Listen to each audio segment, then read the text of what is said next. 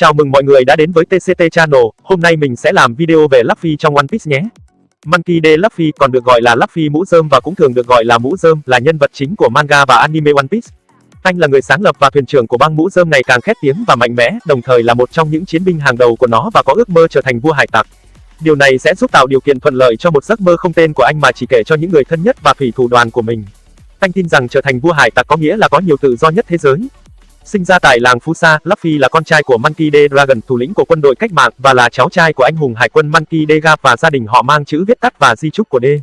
Luffy gặp sang tóc đỏ, người đã tặng Luffy chiếc mũ rơm đã trở thành phụ kiện đặc trưng của Luffy, tặng nó cho cậu bé như một phần của lời hứa rằng họ sẽ gặp lại nhau vào một ngày nào đó sau khi cậu trở thành một hải tặc vĩ đại. Lớn lên trên đảo Bình Minh, Luffy kết bạn và trở thành anh em kết nghĩa của hỏa quyền quá cố Porgas Da và tham mưu trưởng cách mạng Sabo, cũng như được nuôi dưỡng dưới sự chăm sóc của Curly Dadan. Luffy vô tình ăn trái Gomu Gomu no Mi năm 7 tuổi, khiến cơ thể cậu biến thành cao su. Nhờ trí tưởng tượng mạnh mẽ của mình, Luffy có thể sử dụng những khả năng dường như không nguy hiểm của trái ác quỷ của mình để hoạt động như một chiến binh cực kỳ tài giỏi, thường điều khiển cơ thể cao su của chính mình thành nhiều dạng mạnh mẽ. Anh là một trong số ít cá nhân được biết là đã đánh cướp trái ác quỷ của mình, thứ ban cho anh sức mạnh thần thoại. Ngoài khả năng trái ác quỷ của mình, Luffy là một trong số ít cá nhân có khả năng sử dụng cả ba dạng haki và đã thành thạo chúng đến mức cậu đã phát triển các khả năng cao cấp. Luffy đã đối đầu với vô số thế lực toàn cầu xung quanh mình, bắt đầu bằng việc chiến đấu với những tên cướp biển mạnh nhất ở Biển Đông và tiến tới các cuộc đụng độ với hải quân, 7 vị thất vũ hải, CP0 quý tộc thế giới và thậm chí là tứ hoàng của tân thế giới, nổi lên chiến thắng trong phần lớn các trận chiến này. Anh đã xâm chiếm và gián tiếp gây ra sự hủy diệt của Eni Lobby, thoát khỏi Impel Down bất khả xâm phạm và là nhân vật trung tâm trong cuộc chiến đỉnh cao ở Marineford. Anh cũng đã đánh bại hoặc kết bạn với 7 trong số 11 thất vũ hải được biết đến trong quá khứ hoặc hiện tại trước khi tổ chức này giải thể. Hơn nữa, Luffy đã nhiều lần xâm chiếm lãnh thổ của tứ hoàng và cuối cùng đã đánh bại được một trong số chỉ huy cấp cao và cả Big Mom lẫn Kaido. Những thành tựu và di sản của Luffy đã khiến cậu bị coi là nhân tố nguy hiểm trong tương lai, trong khi trong quá trình này cậu nổi tiếng là liều lĩnh và trong một số trường hợp là điên rồ, khiến đô đốc hạm đội Sakazuki, tổng hành dinh hải quân nổi giận và thậm chí cả chính phủ thế giới. Luffy cũng có xu hướng thu hút những người theo dõi và đã bất đắc dĩ được bổ nhiệm làm thủ lĩnh của đại hạm đội mũ rơm, bao gồm 7 băng hải tặc đã thề sẽ giúp đỡ cậu bất cứ khi nào cậu muốn. Sau khi biết về điều này và chiến công của anh chống lại cướp biển Big Mom, báo chí đã gọi anh là hoàng đế thứ 5 của biển cả, mặc dù nhiều nhân vật nổi tiếng ban đầu coi điều này là phóng đại. Tuy nhiên, sau khi đánh bại Kaido trong cuộc đột kích Onigashima, Luffy chính thức được chính phủ thế giới tuyên bố là một trong tứ hoàng cùng với Buggy thay thế Kaido và Big Mom. Luffy đã đạt được những bước tiến to lớn trong cuộc đời cướp biển của mình, với mức tiền thưởng của cậu phản ánh rất nhiều sự thật này. Anh đã nhận được tiền thưởng đầu tiên là 30 triệu belly vì đã đánh bại những thuyền trưởng cướp biển mạnh nhất của Biển Đông, sau đó tăng lên 100 triệu belly sau khi đánh bại Crocodile ở Arabasta. Sau khi phi hành đoàn của anh xâm nhập và trốn thoát khỏi Eni Lobby, tiền truy nã của anh đã tăng lên 300 triệu belly. Khoản tiền thưởng khổng lồ của anh khi đến quần đảo Sabaody đã khiến Luffy được đưa vào danh sách 11 siêu tân binh, những tên cướp biển đồng thời đến Red Line với tiền thưởng hơn 100 triệu belly ngay trước cuộc chiến đỉnh cao Marineford. Anh, 10 siêu tân binh khác và Mark Sandetic sẽ tiếp tục được gọi là thế hệ tồi tệ nhất. 2 năm sau chiến tranh, với số tiền truy nã tăng lên 400 triệu belly, anh đến tân thế giới và bắt đầu thách đấu trực tiếp với các tứ hoàng và đồng minh của họ với số tiền truy nã lên tới 500 triệu belly sau ác Dressrosa, và sau đó là 1 tỷ 500 triệu belly sau các sự kiện của ác đảo bánh.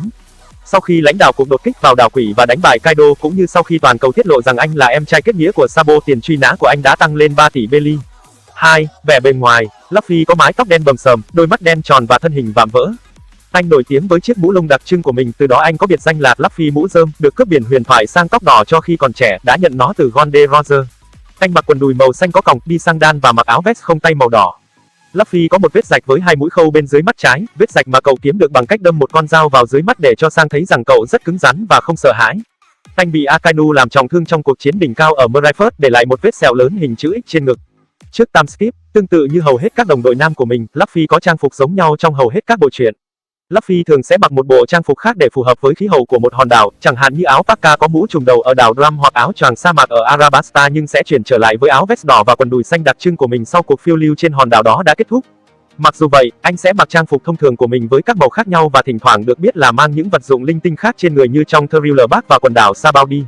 Theo Aiichiro Oda trong 37 tập SBS, Luffy không biết cách ăn mặc sành điệu nên đôi khi cậu được các thành viên trong nhóm là Nami, Usopp, Sanji và Robin khuyên cách ăn mặc thời trang hơn. 3. Tính cách. Luffy được khắc họa là một nhân vật vô âu và dễ dãi với một hoài bão lớn và một sức ăn kinh khủng. Cậu nhìn chung là một người tử tế và quan tâm đến mọi người. Tuy nhiên, Luffy không phải là một người ngây thơ như mọi người thường nghĩ. Trái lại, cậu có thể đọc tình huống tốt hơn những người khác mong đợi ở cậu. Khi ở trong tình huống nguy hiểm, cậu không màng đến ước mơ trở thành vua hải tặc mà sẵn sàng liều mạng để bảo vệ đồng đội của mình. Luffy cũng không đần độn như hành động của cậu. Một ví dụ là cậu đã khai hỏa đại bác để ngăn chiếc Going Merry khỏi đâm vào Laboon, một con cá voi khổng lồ chắn trước của vào đại hải trình. Luffy đã mời một số người, như Tony Chopper hay Brook, vào băng hải tặc của mình không chỉ vì lý do chính là cậu có vài vị trí còn trống trong thủy thủ đoàn mà còn vì linh tính, khả năng nhìn người của cậu. Cậu cũng là một vị thuyền trưởng cực kỳ quan tâm đến thủy thủ đoàn của mình và cậu thường xuyên bất chấp nguy hiểm để đảm bảo sự an toàn cho họ xuyên suốt bộ truyện. Ngoài ra cậu cũng ít khi nghĩ đến hậu quả của những hành động cảm tính của mình. Cậu cũng giành được sự tôn trọng và niềm tin từ những người mà cậu kết bạn với và đặc biệt từ các thủy thủ đoàn của cậu mặc cho cái tính cách vô âu vô lo. 4. Phong cách chiến đấu. Không giống như Zoro và Sanji, dạng chiến đấu của Luffy là dạng ứng khẩu, không hề tuân theo bất kỳ nguyên tắc hay quan niệm nào. Ngay cả nó có quan trọng đi chăng nữa, cậu vẫn cứ tấn công gia súc gia cầm, động vật hay phụ nữ bình thường, hoặc tấn công vào vùng hiểm. Tấn công phía sau hay khi đối phương không nhận ra, sử dụng quân thù làm lá chắn hay cả việc cắn đối thủ. Trong khi chiến đấu, Luffy đã chứng tỏ mình là một người lão luyện trong việc tùy cơ ứng biến, chế ra những chiêu thức ngay tại chỗ, và thường nảy ra những đòn phản công tinh danh hay những chiêu thức quái gở để chống chọi lại với đối thủ mình bằng mọi giá. Điều này khiến cho cả đối thủ hay đồng minh của cậu phải tự hỏi rằng liệu cậu có đang chiến đấu nghiêm túc. Đặc biệt những lúc cậu nảy sinh các ý tưởng lố bịch và làm tới với ý tưởng ấy, cụ thể là khi Luffy đối đầu với Crocodile trong dạng Mizu Luffy mọng nước, nhưng cơ bản cậu luôn nói rằng mình luôn chiến đấu một cách hoàn toàn nghiêm túc. Những lúc cậu chiến đấu, cậu phần lớn đều dựa vào bản năng của mình. Điều này rất thú vị khi những bản năng và phán đoán của cậu luôn trở nên chính xác sau đó. Ngay cả khi mới đầu câu chuyện công viên Along, như khi bị Along cắn, cậu xử lý bằng cách đập mạnh vào đầu Along để hắn thả hàm răng ra thay vì đơn giản là giật nó ra. Cậu chọn đúng ai là Mr. Ba trong rừng các tượng sáp y hệt hắn. Cậu cũng phá được Raigo tạm dịch sấm sét đón mừng của Ino bằng quả khối bằng vàng ở tay mình để làm chất dẫn điện. Nhưng theo Oda thì Luffy lúc đó chả nhận thức được mình sẽ làm gì. Cậu chỉ hoạt động theo bản năng ngay tại lúc đó mà thôi. Ngay cả trước khi học Haki quan sát, Luffy cũng có thể dễ dàng né tránh hầu hết các đòn đánh mạnh của các đối thủ như Ino hay Rob Lucci chỉ với trực giác và bản năng của mình. Trong thời thơ ấu của mình, Luffy cũng có vẻ như rất nhuần nhuyễn trong việc sử dụng gậy sào. Khi cậu đã dùng nó để đối đầu với nhiều đối thủ khác nhau, cậu cũng đủ thông minh để hiểu được ít nhất các khái niệm cơ bản. Như việc cao su là chất cách điện tự nhiên, đó cũng là lý do vì sao cậu chẳng mảy may trốn né khỏi những đường đánh mang dòng điện siêu mạnh của Ino. Nên né cũng bằng thừa khi cơ thể của cậu đã miễn nhiễm với sấm sét của hắn ta.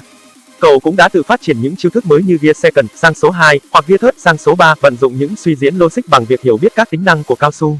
Trong khi được xem là thành viên chiến đấu mà kém chiến thuật nhất so với các thành viên khác trong nhóm. Do bản chất của cậu là cứ lao thẳng vào mà đấm đá thôi, thường chẳng vạch trước kế hoạch hay nhận biết được kẻ thù có khả năng gì cả. Bởi thế mới nói Luffy là một người hay chiến đấu tùy cơ ứng biến. Cậu dạo gần đây đã biết một số điều quan trọng trước khi chiến đấu với những kẻ thù của mình. Không phải chỉ việc dùng sức hay năng lượng của mình không thôi mà cậu còn lợi dụng sức mạnh và cả điểm yếu của đối thủ để xử lý tình huống. Điều này khiến cho những người đã có sẵn kế hoạch hay được xem là không thể ngã gục được cũng phải chào thua. Ngoài ra, ngay cả những lúc cậu chỉ hoạt động theo bản tính của mình, nhưng trong vài trường hợp Luffy vẫn ra lệnh cho các đồng đội của mình phải làm gì vì dường như cậu biết trước được chuyện gì sẽ xảy ra. Điều này thường tạo những lợi thế nhất định cho cả nhóm. Vậy là hết rồi, cảm ơn mọi người đã xem video và nếu thấy video hay thì hãy like, share và đăng ký nhé. Và mọi người khi xem video nhớ bật phụ đề tiếng Việt để xem nhé.